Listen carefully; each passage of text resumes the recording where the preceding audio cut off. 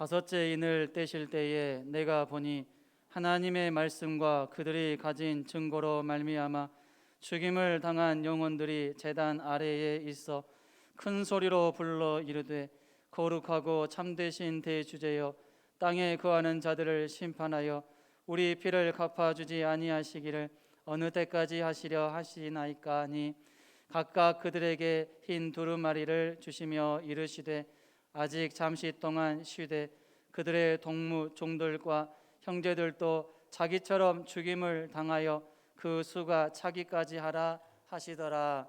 아멘. 사도 바울은 고난당함이 나에게 유익이 된다라고 고백한 바가 있습니다.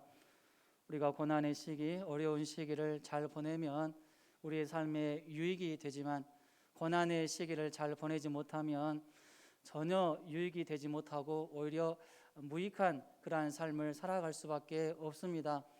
코로나19 상황이 심각한 상황으로 전개되고 있지만 그럼에도 불구하고 이 고난의 시기에 우리가 믿음으로 잘 반응해서 믿음을 잘 지키고 하나님을 의지하는 법을 배우다 보면 오히려 이 코로나 시국으로 인하여서 하나님께서 주시는 풍성한 은혜와 또 사랑을 경험하게 될 줄로 믿습니다. 잘 이겨내실 수 있기를 바랍니다. 요한계시록에는 사도 요한이 보았던 많은 환상들이 기록이 되어 있습니다. 특별히 1장부터 6장까지만 보면 1장부터 3장까지는 사도 요한이 보았던 소아시아 교회에 대한 환상이 기록되어 있고, 그리고 4장에 보면은 하늘의 열린 문, 이 열린 문에 대한 환상에 대한 내용이 기록되어 있습니다. 그리고 5장부터 보면은 이제 일곱 인으로 봉해진 두루마리 책 환상에 대한 내용이 나오는 것을 보게 됩니다. 이 일곱 인으로 봉해진 두루마리 책 누가 뗄 수 있는가 할 때 예수님께서 그 일곱 인을 하나씩 떼시는 것을 보게 됩니다. 오직 어린 양 되신 예수님 밖에 이 일곱 인을 떼실 수 있는 분이 없다라는 사실을 우리에게 확실하게 보여주십니다. 일곱 인으로 봉해진 책에는 어떤 내용이 기록되어 있을까요? 예수님께서 재림하시기 직전에 일어나게 될 이 대종말의 심판, 그리고 대종말에 일어날 재앙들에 대한 내용이 기록이 되어 있습니다. 이러한 심판과 재앙은 인을 하나씩 뗄 때마다 나타나게 됩니다.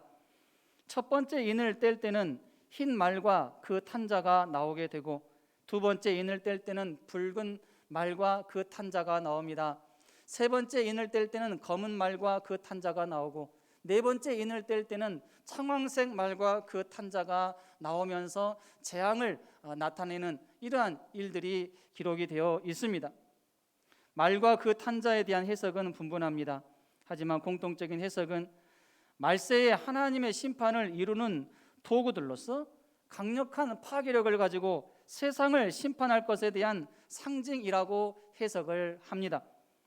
또한 네 가지 색깔의 말을 탄 자들은 땅의 4분의 1을 해야 하는 권세를 가졌다라고 기록을 하고 있어요. 땅 전체의 4분의 1의 권세를 가졌다라고 기록을 하고 있습니다. 무슨 말입니까? 전면적인 심판을 행하는 권세를 가지고 있는 것이 아니라 제한적인 심판을 행할 수 있는 권세를 가지고 그 권세를 행사하고 있는 그러한 심판의 도구들이다라는 것을 우리에게 가르쳐 줍니다. 그리고 나서 이제 오늘 본문에 보면은 다섯 번째 인을 예수님께서 떼시게 됩니다. 이 다섯 번째 인을 떼실 때 어떠한 일들이 일어나는가, 그 부분에 대해서 우리에게 말씀해 주고 있습니다. 어떤 일들이 일어날까요? 다시 한번 계시록 6장 9절로 10절 말씀 함께 읽겠습니다. 다섯째 인을 떼실 때에 내가 보니 하나님의 말씀과 그들이 가진 증거로 말미암아 죽임을 당한 영혼들이 제단 아래에 있어 큰 소리로 불러 이르되 거룩하고 참되신 대주제여 땅에 거하는 자들을 심판하여 우리 피를 갚아주지 아니하시기를 어느 때까지 하시려 하나이까 하니. 먼저 순교자들의 영혼이 나타나는 것을 보게 됩니다. 순교자들의 영혼은 즉 하나님의 말씀과 그들이 가진 증거로 말미암아서 죽임을 당한 영혼들을 말합니다. 육체는 죽어서 썩고 없어지지만 영혼은 썩는 법이 없습니다. 영혼은 죽지 않아요. 천국을 가든지 지옥을 가든지 둘 중에 한 곳에 가게 됩니다. 그런데 여기서 순교자들의 영혼은 천국에 있는 영혼들을 의미하는데 거룩한 죽임을 당한 영혼들을 의미합니다.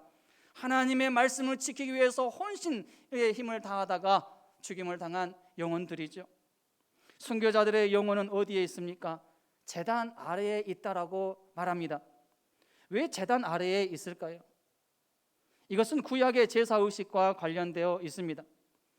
유대인들이 제물 중에 가장 귀하게 생각한 것은 피제물입니다. 피는 생명입니다. 피는 생명이기 때문에 하나님께만 속한 것으로 여겼습니다. 그래서 생명인 피는 반드시 제단 아래에 드려졌습니다. 레위기 4장 7절에 제사장은 또 그 피를 여호와 앞 곧 회막 안 향단 뿔들에 바르고 그 송아지의 피 전부를 회막문 앞 번제단 밑에 쏟을 것이라 이렇게 말하고 있습니다. 즉 순교자들의 영혼이 제단 아래에 있는 것은 이들이 자신의 생명과 같은 피를 하나님의 영광을 위해서, 믿음을 지키기 위해서, 말씀에 순종하기 위해서 흘리며 죽음을 당했다는 것을 보여주기 위해서입니다. 바울은 자기 몸을 하나님께 관제로 드려야 되겠다라고 결심했고 실제로 관제로 또 제물로 드렸습니다. 빌립보서 2장 17절에 만일 너희 믿음의 제물과 섬김 위에 내가 나를 전제로 드릴지라도 나는 기뻐하고 너희 무리와 함께 기뻐하리니 라고 고백했고, 디모데후서 4장 6절에서는 전제와 같이 내가 벌써 부어지고 나의 떠날 시각이 가까웠도다 라고 고백했습니다. 순교자들의 영혼은 하나님께 탄원하고 있음을 보게 됩니다. 이들이 탄원하는 대상은 누구입니까? 땅에 거하는 자들입니다. 땅에 거하는 자들을 놓고 하나님께 탄원하고 있습니다. 그렇다면 여기서 땅에 거하는 자들은 누구를 가리킬까요?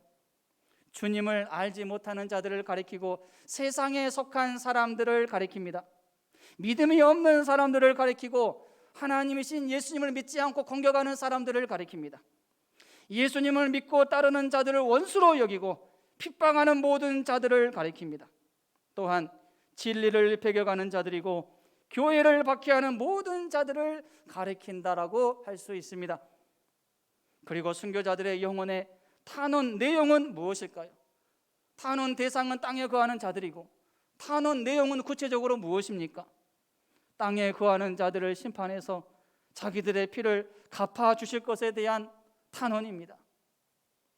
얼른 생각하면 순교자들의 이 영혼들이 탄원하는 이 탄원은 복수해달라는 이러한 탄원이다라고 생각할 수 있습니다. 하나님께, 하나님 저의 한을 갚아주십시오, 저를 대신해서 복수해 주십시오, 이러한 의미로 탄원하고 있다라고 생각할 수도 있습니다.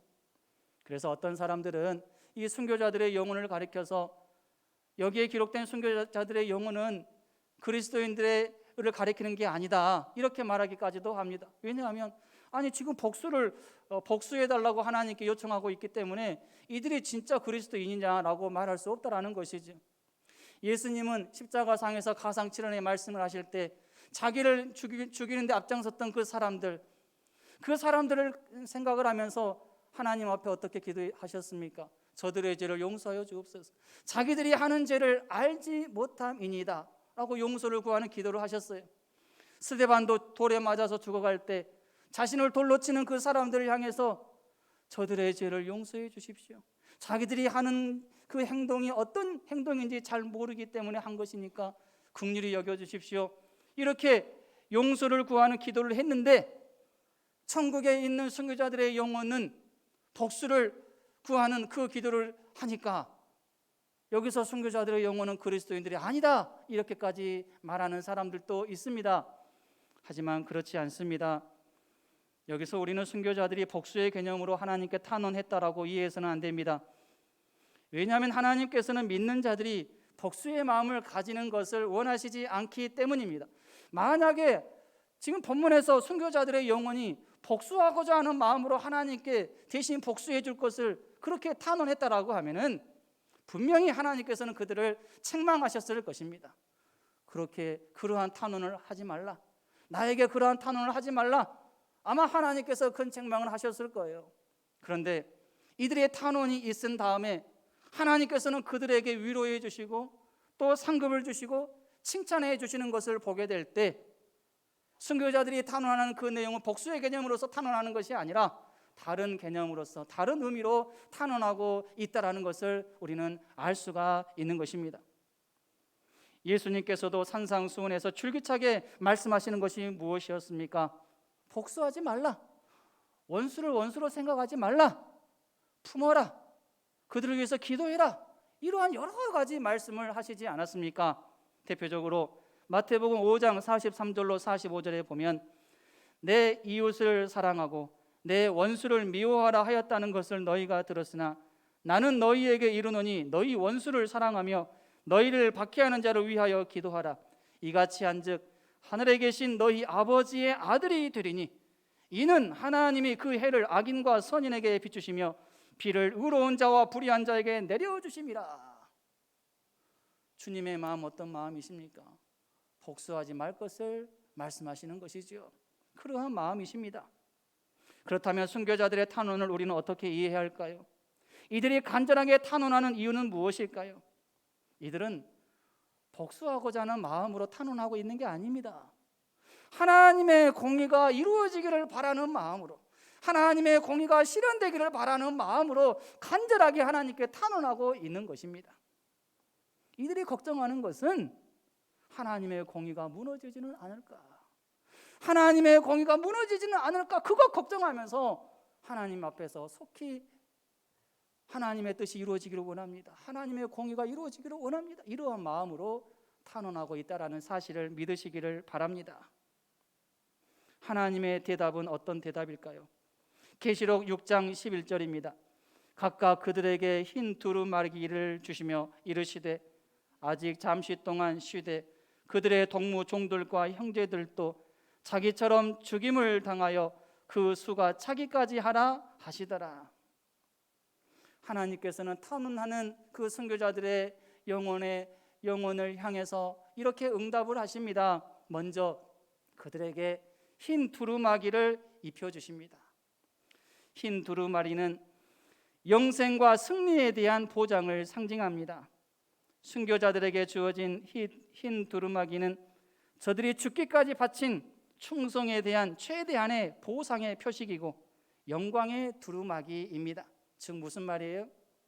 하나님께서 그들이 이 땅에 사는 날 동안에 충성하고 헌신하며 흘렸던 그 눈물과 땀방울을 다 알고 계신다라는 의미로서 흰 두루마기를 입혀주시는 것입니다. 지상교회를 위해서 얼마나 부지런히 일하고 수고하며 헌신했는지를 하나님께서 다 아시고 그들을 위로해 주고자 하는 그러한 차원에서 흰 두루마기를 입혀주시는 것이죠. 뿐만 아니라 하나님께서는 그들에게 아직 잠시 동안 쉬어라 이렇게 말씀을 하십니다. 너무 그것 때문에 스트레스 받지 말고 탄원하는 것 잠시 멈추고 그동안 너희들이 고생 많이 했으니 천국에서 편안히 쉬어라, 이러한 의미로 하신 말씀이죠. 이 말씀은 순교자들에게 큰 위로와 힘이 되었을 줄로 믿습니다. 하나님께서 알아주시기 때문에 얼마나 위로가 되겠어요. 하나님께서 자기들이 흘린 눈물과 땀방울, 또 고생하는 것, 애매히 고난당한 것 다 알고 계시고 또 그것을 인정해 주시니 이 순교자들의 영혼이 그 말씀을 들을 때 얼마나 큰 위로가 되었을까요? 충분히 짐작할 수 있는 대목입니다. 그리고 하나님께서는 순교자들의 영혼들에게 이렇게 말씀하십니다. 순교자들의 수가 차기까지, 그 수가 차기까지 기다리라, 이렇게 말씀을 하십니다. 기다리라고 말씀하신 이유는 무엇일까요? 한마디로 아직 하나님의 때가 되지 않았기 때문이다라고 말씀하신 것이죠. 즉 심판하고 보응하는 것은 하나님께서 하나님의 때에 하나님의 방법대로 하실 것이기 때문에 기다리라, 더 기다리라, 이렇게 말씀하신 것입니다. 특별히 그 수가 차기까지 기다리라고 말씀하셨는데 그 수가 차기까지에 담긴 의미는 무엇일까요? 조금 더 구체적으로 생각해 보겠습니다. 먼저 그 수는 어떤 수를 의미할까요?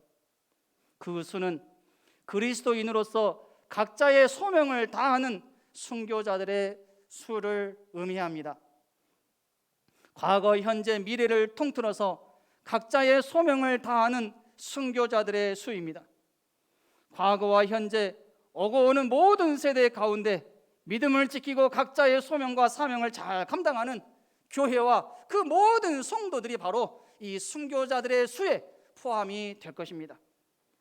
로마서 11장 25절 말씀 함께 읽겠습니다. 형제들아, 너희가 스스로 지혜 있다 하면서 이 신비를 너희가 모르기를 내가 원하지 아니하노니 이 신비는 이방인의 충만한 수가 들어오기까지 이스라엘의 더러는 우둔하게 된 것이라. 이 신비는 이방인의 충만한 수가 들어오는 것, 이것이 바로 하나님의 비밀이라고 말씀하고 있습니다. 그 수는 큰 환난 가운데서도 믿음을 지키는 자들의 수를 의미합니다. 여러분, 환난은 어느 때나 있습니다. 구약 시대에도 있었고 예수님 시대에도 있었고 초대교회 시대에도 있었고 또 오늘날에도 있습니다. 미래에도 분명히 있을 것입니다. 다만 그 환난의 종류는 다를 수 있겠지만 분명한 것은 무엇일까요? 환난은 분명히 존재한다라는 사실입니다. 마태복음 24장 9절, 마가복음 13장 9절부터 10절, 13절 말씀 다 같이 읽겠습니다. 그때에 사람들이 너희를 환난에 넘겨주겠으며 너희를 죽이리니 너희가 내 이름 때문에 모든 민족에게 미움을 받으리라. 너희는 스스로 조심하라. 사람들이 너희를 공회에 넘겨주겠고 너희를 회당에서 매질하겠으며 나로 말미암아 너희가 권력자들과 임금들 앞에 서리니 이는 그들에게 증거가 되려 함이라. 또 복음이 먼저 만국에 전파되어야 할 것이니라. 또 너희가 내 이름으로 말미암아 모든 민족에게 미움을 받을 것이나 끝까지 견디는 자는 구원을 받으리라. 아멘. 사실 요한계시록에 보면 대부분의 지면을 할애해서 기록하고 있는 내용이 재앙에 대한 내용이에요. 그래서 6장부터 18장까지 보면 재앙에 대해서 계속해서 기록이 되어 있습니다. 일곱 인에 대한 재앙, 일곱 인에 대한 재앙에서 일곱 인이 뗄 때 또 일곱 나팔 재앙으로 이어지게 됩니다. 일곱 나팔 재앙 중에서 일곱 나팔이 불려질 때, 일곱 번째 나팔이 또 불려지게 될 때 다시 일곱 대접 재앙으로 또 이어집니다.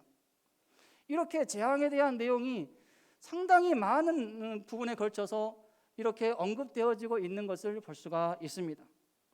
그만큼 주님 재림하실 때가 가까워질수록 재앙과 관련된 이러한 일들은 우리의 삶에 더 깊숙이 다가온다라는 그러한 의미에서의 말씀이죠. 그러나 여러분, 아무리 요한계시록에 재앙과 환난에 대한 말씀이 많이 언급되었다 해도 그리스도인들에게는 무서운 말씀이 아니라는 사실을 믿으시기 바랍니다. 왜냐하면 성도들에게는 하나님의 보호하심과 지키심이 보장이 되어 있기 때문입니다. 그래서 요한계시록 7장에 보면 하나님께서 인치십니다. 인을 치시는 백성이 14만 4천 명이라고 기록이 되어 있어요. 선택받은 백성 전체의 수가 바로 14만 4천 명이라는 이런 숫자입니다. 딱 14만 4천 명이 아니라 상징적인 수입니다. 전체의 수를 셀 수 없는 큰 무리를 가리켜서 그 숫자라고 말씀하고 있는 것이지요. 우리는 성도들은 하나님께서 우리에게 주시는 그 믿음을 잘 관리할 수 있어야 됩니다. 다가올 그 환난 그리고 재앙을 잘 대비할 수 있어야 된다는 것이죠. 이것이 중요합니다. 환난이나 재앙은 반드시 있을 것인데 그렇다면 믿음의 백성들은 그 환난과 재앙에 대해서 어떻게 대비해야 되는가? 이것이 중요하다라는 말씀이죠. 그때가 되면 하나님이 지켜주시겠지. 그때가 되면 하나님이 지켜주시겠지. 이러한 생각만을 하면서 현재의 삶을 믿음 없는 모습과 해이해진 모습으로 살아서는 안 됩니다. 오직 하나님이 지켜주신다는 그 생각을 하면서 더욱더 현재의 삶을 믿음으로 반응하고 경건하게 살아야 되는 것이죠. 방심은 금물입니다. 방심은 금물이에요. 어떤 어려운 상황 가운데서도 항상 깨어서 믿음을 지키고 사명을 잘 감당하는 성도야말로 본문에서 말하는 그 수, 순교자들의 수에 포함될 수 있다는 사실을 믿으시기를 바랍니다.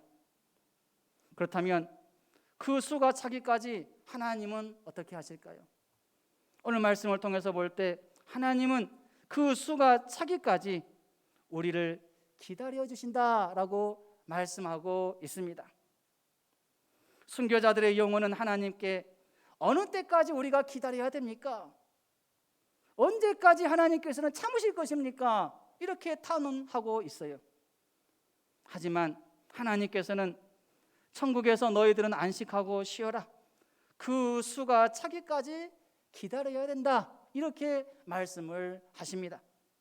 사실 공의의 하나님께서 순교자들의 영혼보다 훨씬 더 기다리시기 힘드실 것입니다.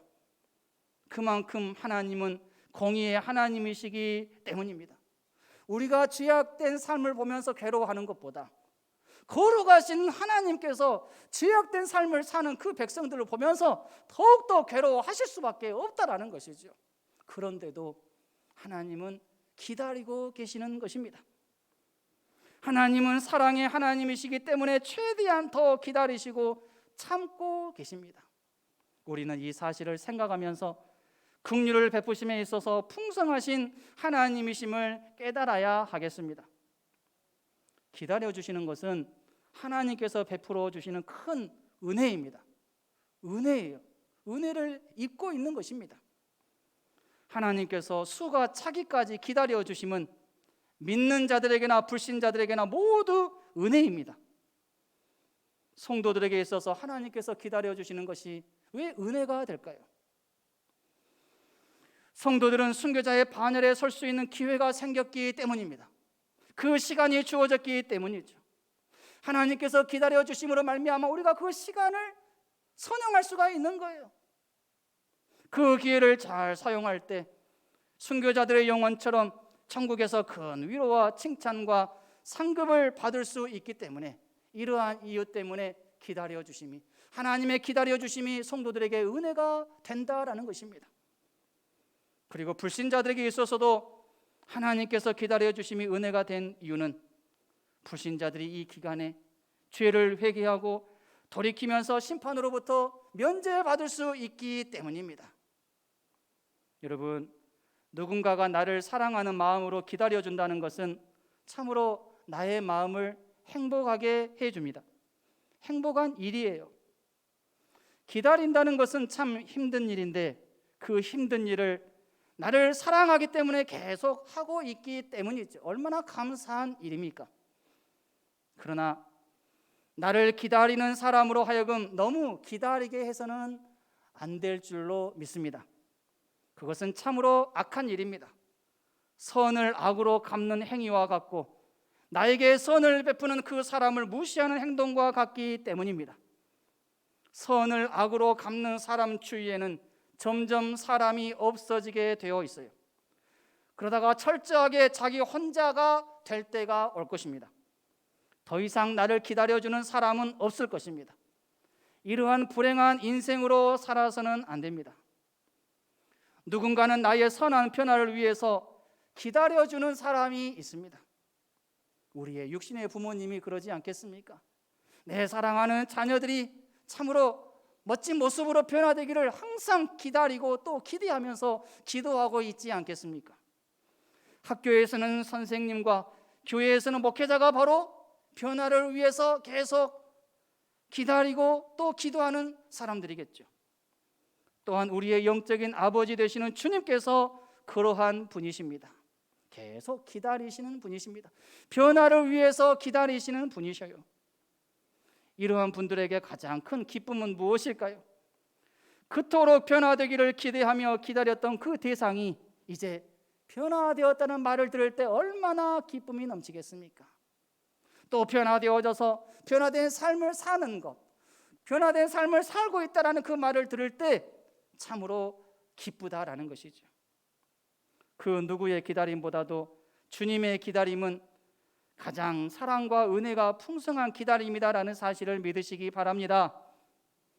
때문에 나를 기다려주는 그 어떤 사람을 실망시키는 것보다 주님의 기다림을 외면하고 주님의 기대를 저버리며 실망시키는 것은 가장 큰 죄를 짓는 것으로서 회복 불가능한 상태에 이르게 되는 것입니다.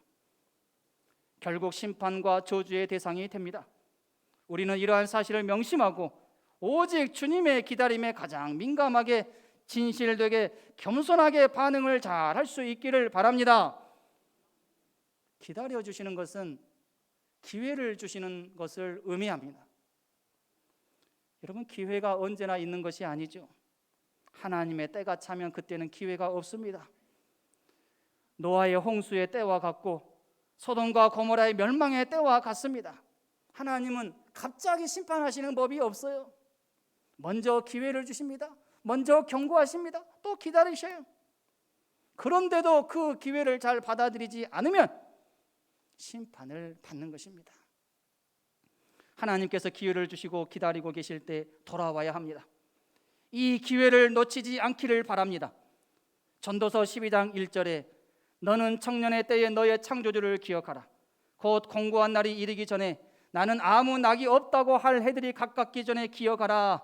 이 말씀 우리는 잘 새겨서 기억해야 됩니다. 기회가 있을 때 돌아와야 되는 것이죠. 하나님은 인내하심으로 기다려주시는 분이십니다. 불의한 자들을 보면서 가장 인내하기 힘드신 분은 바로 하나님이십니다. 우리도 힘들지만 거룩하시고 공의로우신 하나님은 더더욱 견디기 힘드실 것입니다. 그러나 그 하나님께서 인내하심으로 기다려 주십니다. 하나님의 인내하심이 없다면 지금 불신자들은 어떻게 될까요? 이 땅에 존재할 수조차 없을 것입니다. 그리고 지금 그리스도인이라 하면서 방종하며 온갖 악한 일을 하는 자들도 하나님의 징계를 당장 받을 것입니다. 그런데 하나님의 인내하심과 기다리심으로 지금 하나님의 징계와 심판은 유보되고 있는 것입니다. 하나님의 인내를 시험해서는 안 됩니다. 따라합시다. 하나님의 인내를 시험하지 맙시다. 하나님의 인내하심을 시험해서도 안 되고 역이용해서도 안 됩니다. 내가 계속 죄를 지어도 하나님은 계속 인내해 주실 거야 라는 식으로 반응해서는 안 됩니다. 하나님의 인내하심에도 한계가 있기 때문에 그렇습니다. 하나님의 사랑은 무한하지만 하나님은 동시에 공의의 하나님이시기 때문에 반드시 잘못한 부분에 대해서는 책임을 지게끔 하셔야만 하기 때문이죠. 하나님의 인내는 언제까지일까요? 그 수가 차기까지입니다. 그 수가 차기까지 하나님을 인내하시고 기다리시는 분이십니다. 우리는 그 수가 언제 찰는지 알지 못합니다. 그것은 하나님의 비밀이에요. 하나님께서만이 아시는 비밀입니다. 우리는 몰라요. 그렇기 때문에 우리는 오늘 한날 한날의 삶을 최선을 다해서 믿음을 지키며 살아야 되는 것이죠. 하나님의 인내를 역이용하면서 시험하면서 방종하는 삶을 살면 어느 날 갑자기 주님의 재림이 이루어지면서 곧바로 심판을 받게 될 것이고 다르게 살지 못함에 대해서 크게 후회하며 절규하게 될 것입니다. 독일의 유명한 무신론자인 인고솔이 겪었던 일입니다. 어느 강연에서도 마찬가지지만 그날도 그는 무신론에 대해서 열변을 토하고 있었습니다. 그런데 강연이 막바지에 다다르자 갑자기 자신이 차고 있는 시계를 풀면서 하나님을 향해 도전장을 던졌습니다. 하나님이여, 이제부터 내가 당신에게 10분의 시간을 주겠소. 그동안 내가 당신을 향해 저주와 비난을 퍼붓겠소. 그러니 만일 당신이 존재한다면 나에게 벌을 주시오. 이 말을 마침과 동시에 그는 자신의 말대로 10분에 걸쳐서 하나님을 욕하고 저주하기 시작합니다. 그런데 10분 동안 저주하는 말을 해도 아무런 변화가 일어나지 않습니다. 그러자 그는 더욱 기세등등하게 이렇게 외칩니다. 여러분, 저를 보십시오.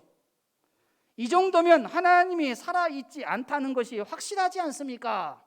자신만만하면서 이렇게 말했어요. 그때 강연자 한편에서 기다렸다는 듯이 한 신사가 앞으로 걸어 나옵니다. 그리고 그는 확신에 찬 목소리로 인고소를 향해서 이렇게 말합니다.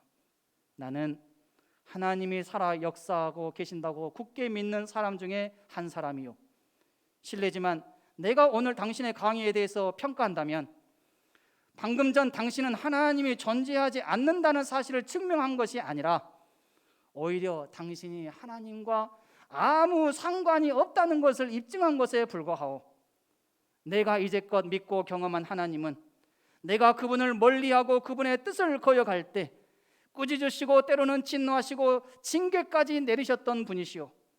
하나님은 당신의 자녀를 내버려 두지 않으시는 분이란 말이오. 하지만 오늘 하나님께서 당신에 대해서 침묵하셨소. 그것이 무엇을 의미하겠소? 그것은 바로 당신이 그의 자녀가 아니라 버림받은 자란 사실을 증명하는 것 아니겠소? 하나님의 인내하심을 역이용하는 죄를 지어서는 안 된다는 것을 말해주는 예화입니다. 하나님께서 진노하시는 방법을 몰라서 침묵하고 계실까요? 악을 행하는 그 사람들에게 진노하시는 방법을 몰라서 가만히 계시는 것일까요? 아닙니다. 그들이 자신의 죄를 깨닫고 돌아오기를 바라는 마음으로 인내하시고 기다리고 계시는 것인데, 그것을 제대로 깨닫지 못하고 오히려 하나님 앞에 반항하며 하나님을 공격한다면 그들이 받을 심판은 얼마나 더 크겠습니까? 여러분, 우리가 오직 하나님의 기다리심을 우리의 삶 속에 잘 적용해서 믿음으로 반응할 수 있기를 바랍니다.